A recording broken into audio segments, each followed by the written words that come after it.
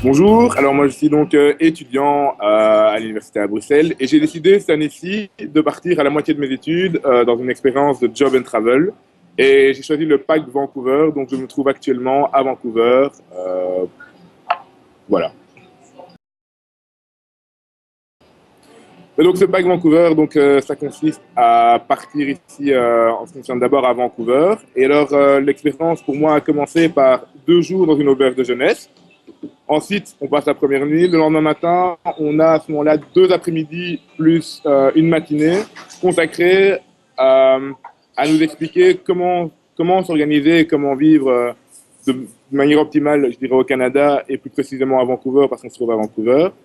Donc la première journée était consacrée vraiment à tout ce qui était le côté pratique. J'entends par là obtenir un numéro de téléphone canadien, ouverture d'un compte en banque canadien, toutes des étapes très importantes pour pouvoir travailler ici au Canada.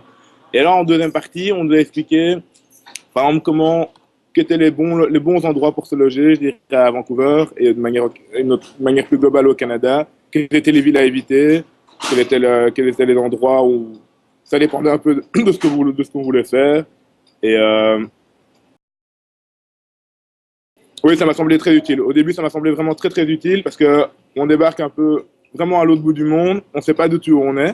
Et, et d'autant plus que les démarches pour pas mal de choses sont vraiment très différentes au Canada qu'en Belgique. Par exemple, l'obtention du numéro de téléphone. En Belgique, on peut l'avoir en 3 minutes dans n'importe quel magasin de téléphone. Au Canada, ça prend beaucoup plus de temps. Et ce sont des détails comme ça qui nous aident vraiment au début avec le pack Vancouver. Oui, c'était très utile au début.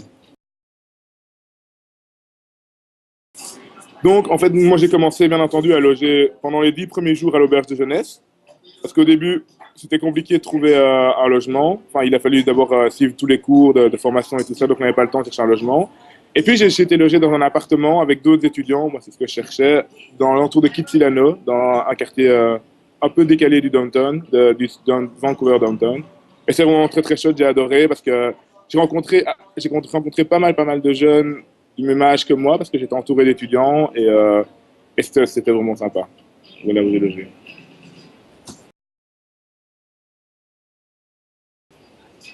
Ça n'a pas été facile au début parce que au début,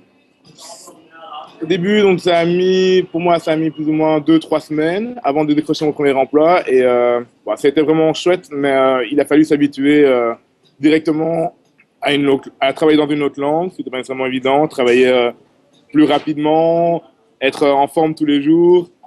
Et c'est quelque chose d'assez nouveau pour moi qui était étudiant et qui n'avait jamais vécu l'expérience du travail. De nouveau, une très chouette expérience, mais un grand changement dans ma vie, ça c'est sûr. Donc moi, en ce qui me concerne, donc j'ai décroché une place dans un Starbucks Coffee à l'aéroport de Vancouver. Mais on peut pratiquement travailler dans toutes les directions possibles et imaginables ici à Vancouver. J'ai des amis qui travaillent donc dans des cafés, qui travaillent dans le secteur de la restauration, dans l'administration aussi. Et un grand avantage pour nous, c'est que le fait de connaître le français ici au Canada était vraiment un plus pour les entretiens d'embauche. Ça plaisait beaucoup aux managers, les hiring managers, d'avoir quelqu'un dans leur staff qui parlait la deuxième langue du Canada. Moi, j'ai beaucoup senti ça, en tout cas à l'aéroport, lorsqu'on m'a embauché. Oui, tout à fait.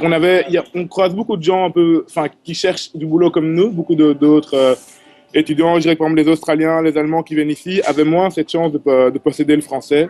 Et je pense, moi, j'ai vraiment senti que c'était un atout d'avoir le français ici au Canada, en plus de l'anglais, bien entendu.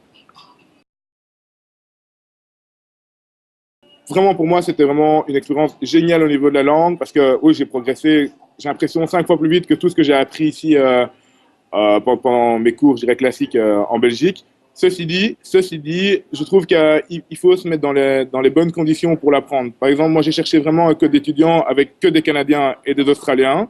Donc, j'avais pas d'autre solution que de parler anglais entre guillemets à la maison. J'étais dans un boulot en anglais et j'ai essayé aussi d'orienter mes connaissances vers des gens qui parlaient anglais. Au final, après 4 mois, ben, mon niveau d'anglais a monté de 10 niveaux, je dirais.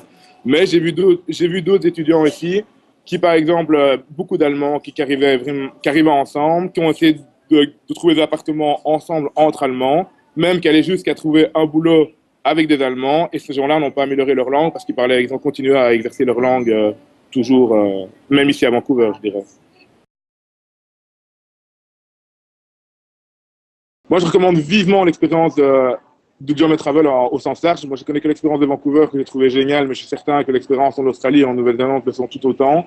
Je voudrais juste pas mettre en garde, mais dire bien être conscient qu'au début, l'expérience est vraiment pas facile. On arrive vraiment à l'autre bout du monde, on connaît personne.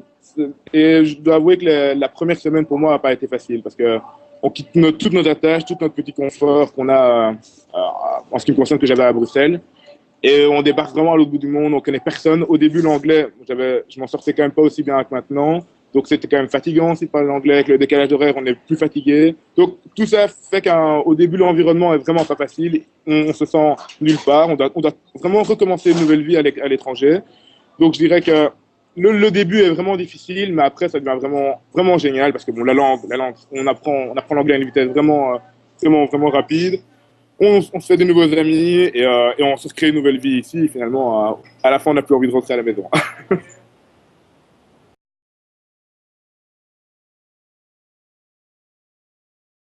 Ouais, je le recommande vraiment vivement parce que, comme je dis au début, c'est vraiment pas facile et on ne connaît rien, on sait pas où on est, donc je le recommande effectivement. Par la suite, on se rend compte que, en fait, simplement parce que on commence à être de plus en plus à l'aise où on est, on en a plus besoin et on sait faire nous-mêmes nos démarches, on sait quels sont les bons endroits à Vancouver, on sait comment le Canada fonctionne de manière générale. Mais donc je dirais au début, c'est vraiment utile parce que on sait pas où on arrive et donc ça nous aide beaucoup.